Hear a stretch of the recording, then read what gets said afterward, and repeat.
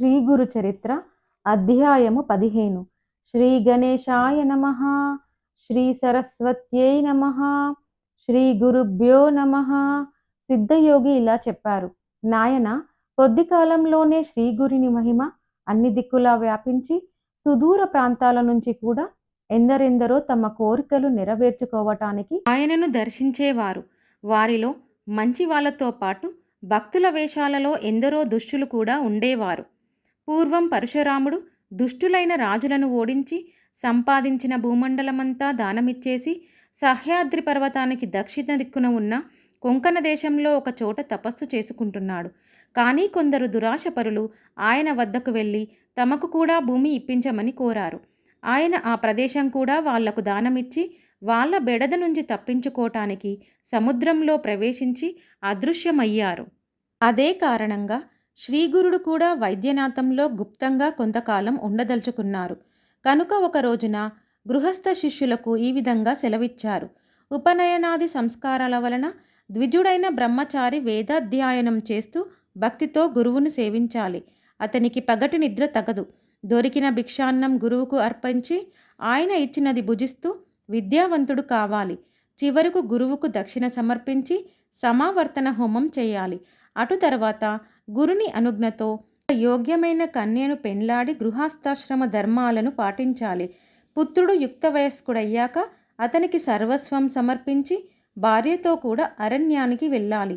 తర్వాత గ్రామ్య విషయాలను వదిలి భార్య యొక్క అనుమతితో సన్యసించాలి. సన్యాసికి జపము, భిక్షాటనము, ధ్యానము, శౌచము, అర్చన ధర్మాలు. అతడు స్త్రీ కథలను వినకూడదు. వాహనము లెక్కరాదు. మంచము తాకరాదు. పగలు నిద్రింపరాదు. నిరంతరం ఆత్మదృష్టి అయి ఉండాలి.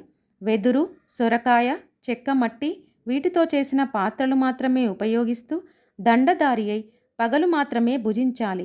సంవత్సరమంతా తీర్థాటనం చేస్తూ 3 పగళ్ళు మించి ఏ గ్రామంలో నివసించక స్థిరచిత్తుడై ఉండాలి. అలా తిరగటానికి శరీరంలో శక్తి లేకపోతే సదా దైవాన్ని ధ్యానిస్తూ ఒక మహాక్షేత్రంలో నివసించాలి. ఇలా చెప్పి గృహస్థ శిష్యులను వారి వారి గృహాలకు పంపి సన్యాసులైన శిష్యులకు శ్రీగురుడు ఇలా చెప్పారు. నాయనలారా, మీరందరూ తీర్థయాత్రలకు వెళ్ళండి. మీకు మరలా శ్రీశైలంలో బహుధాన్య సంవత్సరంలో మా దర్శనమవుతుంది అన్నారు. అప్పుడు శిష్యులు, స్వామి, సర్వతీర్థాలు మీ పాదాల వద్ద ఉన్నాయని శాస్త్రాలు చెబుతున్నాయి కదా, మిమ్మల్ని విడిచి మేము ఎక్కడికి పోగలము? దాని వలన మాకు కలిగే లాభమేముంది అని అన్నారు. అప్పుడు స్వామి, నాయనలారా, సన్యాసులమైన మనము 5 రోజులకు మించి ఎక్కడా నిలవకూడదు. సర్వతీర్థాలు దర్శించడం మన ధర్మం. దాని వలన మనస్సు స్థిరమవుతుంది.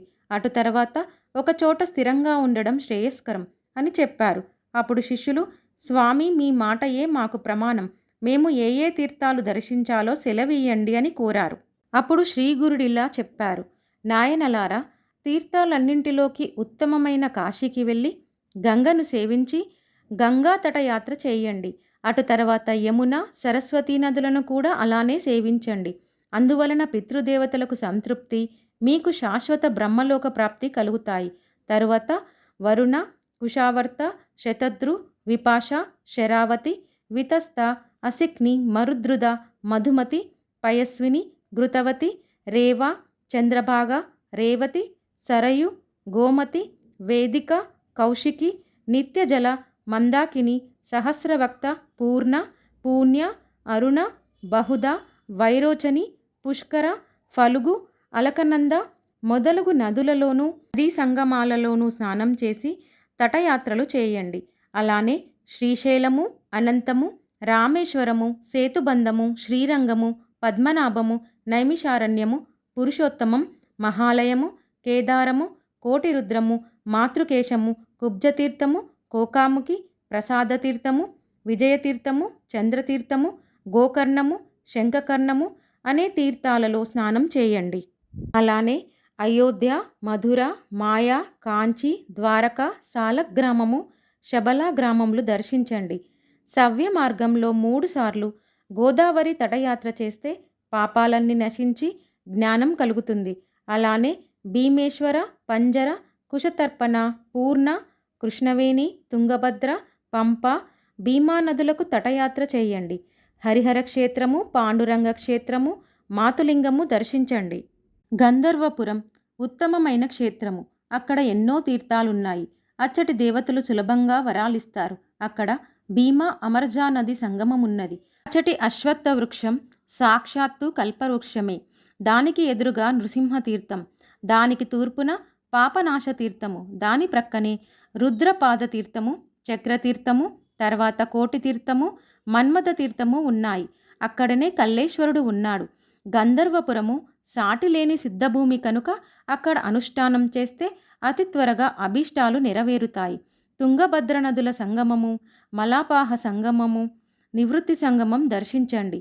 బృహస్పతి సింహరాశిలో ప్రవేశించినప్పుడు గోదావరికి, కన్యారాశిలోకి వచ్చినప్పుడు కృష్ణానదికి, తులారాశిలోకి వచ్చినప్పుడు తుంగభద్రకు, కర్కాటకంలో ప్రవేశించినప్పుడు మలాపహ నదికి పుష్కరాలు వస్తాయి.